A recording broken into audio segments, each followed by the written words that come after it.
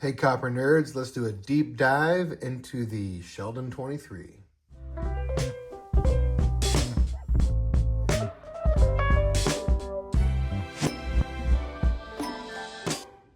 Sheldon 23 is a really fun specimen. Mine's fairly low grade, but you can see that crack above the pole right there. And that's about all we see. We're not going to see the later progression cracks. I think this one is probably a die state 2 or 3 or B or C. We'll get into that in a little bit here. Power's attribution guide. Obverse large die crack is usually seen and is diagnostic, rarely found with a perfect die. I'll show you a couple with a perfect die here in a minute. And it says don't confuse this one with the 66, which is the split pole. Let's look at that. They're really not that easy to confuse. I mean, you would have to not be very good at attribution to confuse these two, and I'll show you why. The 66, the split there, or the crack there, goes under the pole and then through the pole into the lower part of the neck. That's the split pole variety. Whereas here, we're well above the pole, up into the cheek, through the hair, out the cap. And then later, we're gonna see another crack that comes right there. So we'll jump out of the Powers guide, which doesn't have a ton of info. And honestly, for as cool as this variety is, the diagnostic info is a little bit scarce. So back into 23, that's a Sheldon 21, Sheldon 22, 23, here we are. There it is in perfect die state. This is the standless 4, I believe that's just the stand at the bottom of the 4 is missing. And talks about die states, which we're gonna look at in heck. Top pop is in AU55. Let's jump into noise. All right, the noise book is a fantastic reference. Let's jump to the 23. 24, we're gonna do that one soon. All right, 23, backing up. All right, this is the shattered obverse variety and right ribbon high. You see that on the reverse, the right ribbon does sit kind of awkwardly high.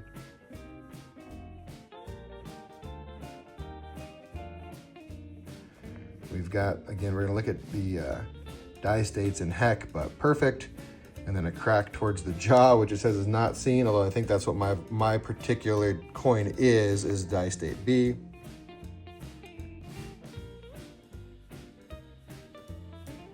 Then we have that crack going towards the ear with the crack that heads out the bridge of the nose up to the top. You can see that right in that example.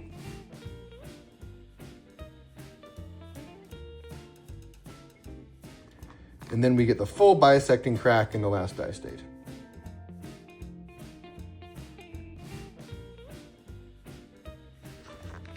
So die state A, perfect. B, not seen, right? Although I think mine is a die state B. C, it says a crack that goes towards the Y. I don't really make it out in this photo, but I'm sure it's there. See some die sinking on the reverse there. We'll talk about that more with heck. As we progress, that crack that goes through the tip of the pole goes all the way up into the jaw, but it's not coming out the top of the cap yet. And then we see it coming out the cap right there. And then here we've got the cracks fully developed in the last state here. And you can see that crack goes all the way from the tip of the pole, up through the jaw, out through the cap, and then the one that goes through the bridge of the nose is fairly well developed. Condition census coins. We're starting out with a couple of AU55s, none in mint state. After the 2 uncirculated AU55s, we drop down to a 30. So these are not real common in high grade, but in mid grade, they're surprisingly common. We got a couple of 30s and a 25. Flip the page, a bunch of 20s and 15s. To the next page, 15s and 12s, down to a 10 by the 18th. So a fairly rare coin. There's a bunch of nice ones in sort of mid-grade, and then you got some that look like mine. Let's jump into heck next.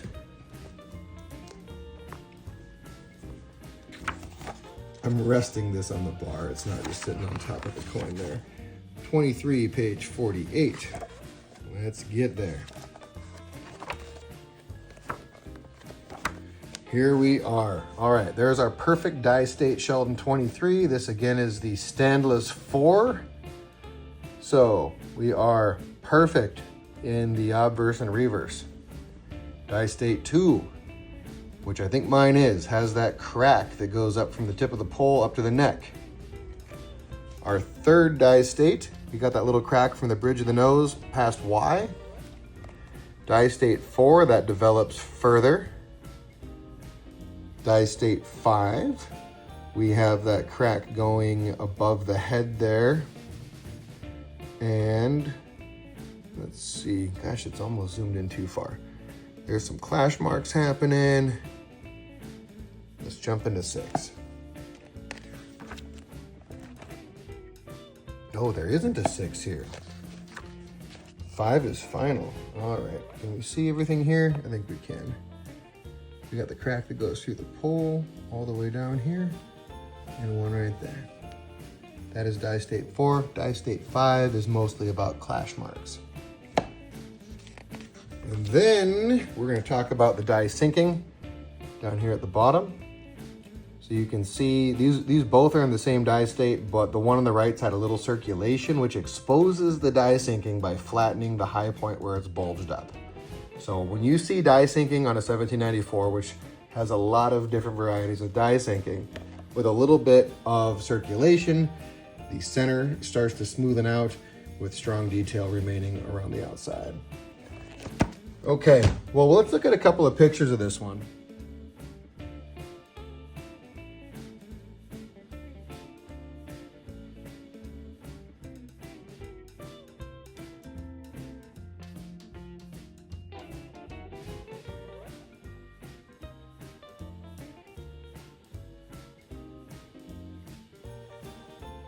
I can definitely see the crack going up to the jaw and neck, but nothing beyond that. I don't see anything that goes through the hair or past the cap. I don't see, gosh, do I see anything coming off the nose? I really don't. Maybe I can actually.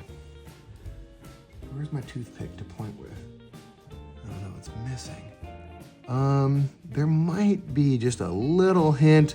Some of this stuff's hard to tell on heavily circulated coins like this one. The reverse is completely obliterated. The obverse, we've got that clear crack from the pole up to the neck. And maybe, just maybe off the bridge of the nose up to Y. I'm gonna show you the pictures and then we can discuss it after you've looked at those with me.